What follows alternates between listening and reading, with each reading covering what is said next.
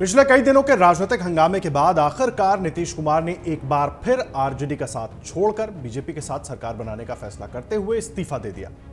नीतीश कुमार पहले भी अपनी कुर्सी के लिए बीजेपी आरजेडी से हाथ झटकते रहे हैं, लेकिन इस बार ऐसा होगा कुछ दिनों पहले तक किसी को भी ऐसी उम्मीद नहीं थी, क्योंकि नीतीश कुमार खुद लोकसभा चुनाव में बीजेपी का मुकाबला करने के लिए विपक्षी गठबंधन बनाने और सबको एकजुट करने में सबसे आगे रहे। एक तरह से कहें तो इंडिया गठबंधन की पूरी कहानी ही नीतीश कुमार ने लिखी। वही सब नेताओं के पास गए, सबको एकजुट किया, लेकिन ऐन चुनाव से पहले उन्होंने ही पाला बदल दिया और इंडिया गठबंधन को बड़ा झटका देते हुए बीजेपी का दामन थाम लिया। आखिर ऐसा हुआ क्यों? इसके पीछे की वजह क्या हो सकती है, यह समझने के लिए थोड़ा पीछे जाना होगा।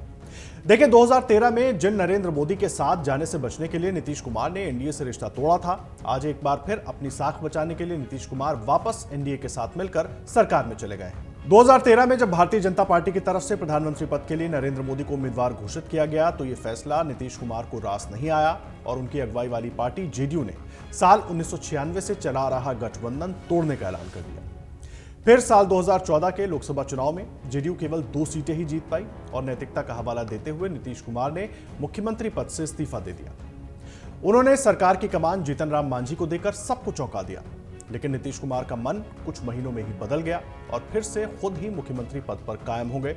लालू यादव और उनकी पार्टी का लगातार विरोध करते रहे नीतीश कुमार ने साल 2014 में उनकी पार्टी से गठबंधन करके सबको एक बार फिर हैरान कर दिया। 2015 के विधानसभा चुनाव में उन्हें इसका फायदा भी मिला और जेडीयू आरजेडी के गठबंधन ने मिलकर पूर्ण बहुमत की सरकार बनाई। आरजेडी और जेडीयू ने 101 सीटों पर चुनाव लड़ा था, जबकि कांग्रेस ने 41 सीटों पर चुनाव में दावेदारी पेश की थी। चुनाव में आरजेडी 80 सीटों के साथ सबसे बड़ी पार्टी बनकर उभरी, जबकि जेडीयू को 71 सीटें मिली। वहीं कांग्रेस भी 27 सीटें हासिल करने में सफल रही। हालांकि नीतीश कुमार इस गठबंधन के साथ भी ज्यादा देर नहीं टिक पाए। 2017 में उस वक्त डिप्टी सीएम तेजस्वी का नाम भ्रष्टाचार के एक मामले में आया और नीतीश कुमार ने अपने सुशासन बाबू वाली छवि का हवाला देते हुए आरजेडी से किनारा कर लिया और फिर से एनडीए में शामिल हो गए। जेडीयू ने 2019 का लोकसभा चुनाव बीजेपी के साथ मिलकर लड़ा। लोकसभा चुनाव में जेडीयू ने अच्छा प्रदर्शन किया और 16 सीटों पर जीत दर्ज करने में कामयाब रहे, लेकिन साल 2020 में हुए विधानसभा चुनाव में जेडीयू महज 43 सीटों पर सिमट गई, जबकि बीजेपी को 74 सीटें मिली।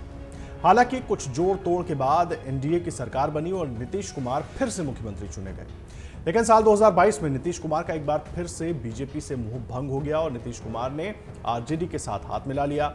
आरजेडी के 75 विधायकों को अपने साथ मिलाकर नीतीश कुमार ने अपनी सत्ता बचा ली और इतना ही नहीं, नीतीश इस बार बीजेपी पर काफी हमलावर भी दिखाई दिए। बीजेपी को हराने के लिए नीतीश ने देश भर की विपक्षी पार्टियों को एकजुट करने की मुहिम छेड़ी और इंडिया गठबंधन के गठन में अहम रोल अदा किया, लेकिन यह साथ भी ज्यादा दिन नहीं चल पाया और 28 जनवरी 2024 को नीतीश कुमार का मन फिर से बदल गया।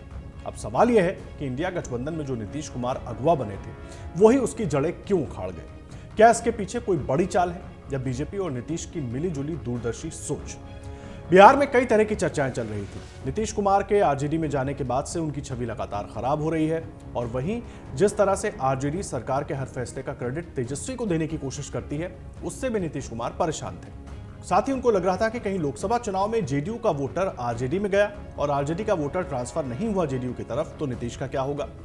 वहीं नीतीश कुमार अगर बीजेपी के साथ जाते हैं तो राम लहर और मोदी फैक्टर का फायदा उनको निश्चित ही मिल सकता है और आरजेडी के साथ जाने से उनकी छवि को जो नुकसान हुआ है उससे भी कुछ राहत आने वाले समय में मिल सकती है। इसके अलावा आरजेडी के साथ रहते जो बार बार पार्टी टूटने का खतरा बना हुआ था, वो भी खत्म होगा।